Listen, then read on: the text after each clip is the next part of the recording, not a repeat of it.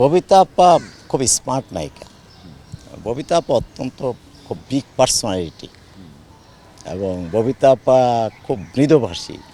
ববিতা আপা যে ছোটোবেলা শুনে আসতাম আন্তর্জাতিক খ্যাতি সম্পন্ন নায়িকা ববিতা, আমি যখন শুটিং করি ওটার ছাপ তার মধ্যে ছিল।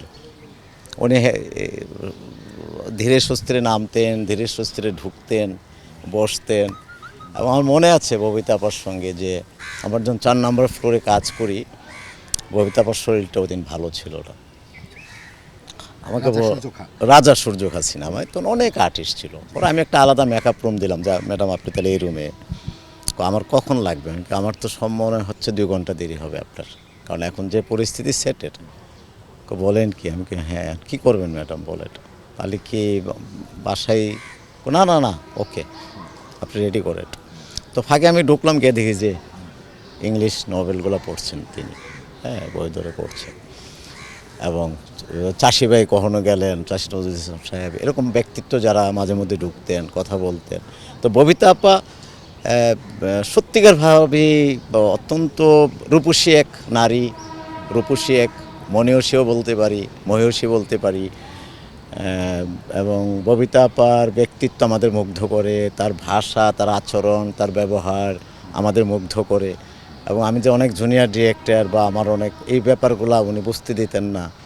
এবং ববিতা আপার সঙ্গে আমার কো আর্টিস্ট ছিল তখন উজ্জ্বল ভাই, কবরী আপা, মাসুদ পারভেজ, সোহেল রানা, এবং তাদের সঙ্গে পূর্ণিমা, কাজী মারুফ, এরপরে ইলিয়াস কুবরা, আনিস ভাই, মানে এটা শেষ নেই। কিন্তু ববিতা আপা আমার উপর একটু অসন্তুষ্ট আছে, যে অসন্তুষ্টটা আমার কাছে এখনও খারাপ লাগে। এটি কি রাজা সূর্য খা সিনেমা নিয়েই?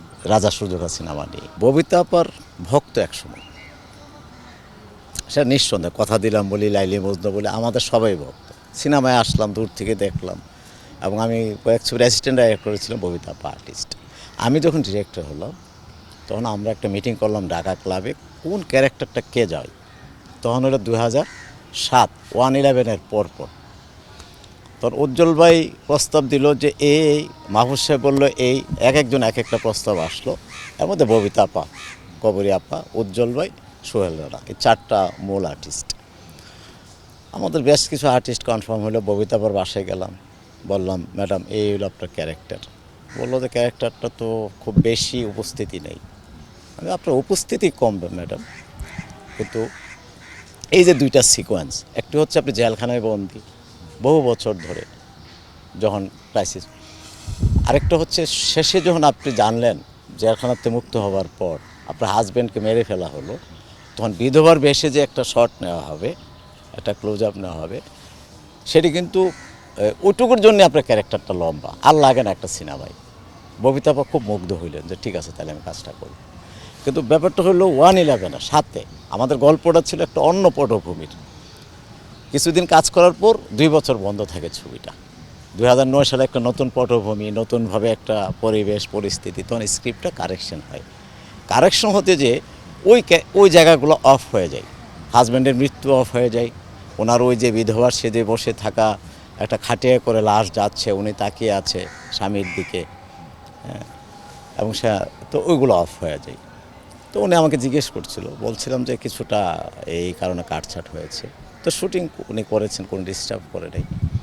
ছবিটা শেষ হলো, মুক্তিও পেল, এবং ওনার অবচেতন মনে আমার প্রতি একটা অসন্তুষ্ট ববিতা আপার আছে, এটা আমি বিশ্বাস করি। কারণ ওনার মতন একজন আন্তর্জাতিক খ্যাতি সম্পূর্ণ নায়িকা, ওনার মতো একজন বাংলাদেশের এত পপুলার একটা নায়িকা, যার ছবি দেখে আমরা ছোটোবেলায় পাগল হয়ে গেলাম না। কথা দিলাম দেখে তো আমি ওনার ছবি আমার ইয়েতে রাখতাম, জ্যামিতি বক্সে রাখতাম, ইয়ে করতাম। তারপর এখন আমি ডাইরেক্টর হয়েছি, ওনাকে অনেক কাছে পেয়েছি, আমার ডিরেকশন উনি কাজ করেছেন, এটা আমার একটা গর্বের জায়গা। কিন্তু সে জায়গায় আমি যা বললাম সে কাজটা আমি করি নাই। অনেকটা তো কি বলবো, এটা প্রতারণা তো হতে পারে একজন পরিচালকের জায়গা থেকে।